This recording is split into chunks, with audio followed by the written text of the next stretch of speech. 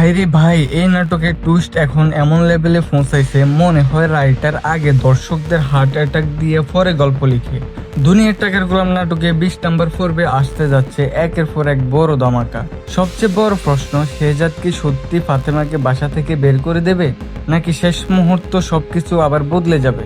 এইদিকে শেহজাদ এবার সরাসরি পৌঁছে যাবে মন্ত্রীর কাছে, কারণ ব্যাংকে জমা হওয়া জাল টাকার পুরো রহস্যের পেছনে রয়েছে সেই মন্ত্রী। এরপর শেহজাদ মন্ত্রীকে নিয়ে যাবে সেই বস্তিতে যেখানে তার বোনের বিয়ে হওয়ার কথা ছিল।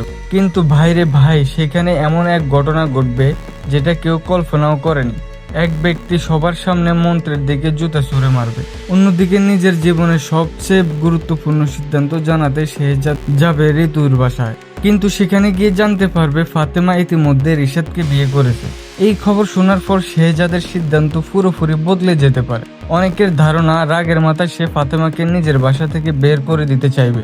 ভাইরে ভাই, একদিকে ভালোবাসা, অন্যদিকে প্রতিশোধ, এর মাঝখানে লুকিয়ে আছে এমন কিছু সত্য যা পুরো গল্পটাই উল্টে দিতে পারে। তাই 20 নম্বর পর্যন্ত হতে যাচ্ছে এখন পর্যন্ত সবচেয়ে টান টান এবং ধামাকাদার পর্বগুলোর একটি।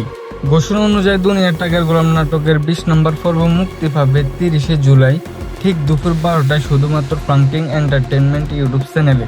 এই সময় আমার ফাজিল বন্ধু হাবিব জিজ্ঞেস করলো, দোস্ত, শেষ পর্যন্ত শেহজাদ ফাতেমাকে মেনে নেবে নাকি ঋতুকে নিজের স্ত্রী হিসেবে বেছে নেবে? আমি বললাম, ভাই, এই নাটকের শেষ সিন না দেখা পর্যন্ত বউ নিশ্চিত না, টুইস্টও নিশ্চিত না।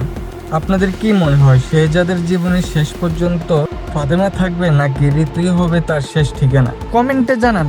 আর ফাজিলগিরি ফানে নতুন হলে এখনই সাবস্ক্রাইব করে ফেলুন। আল্লাহ হাফেজ।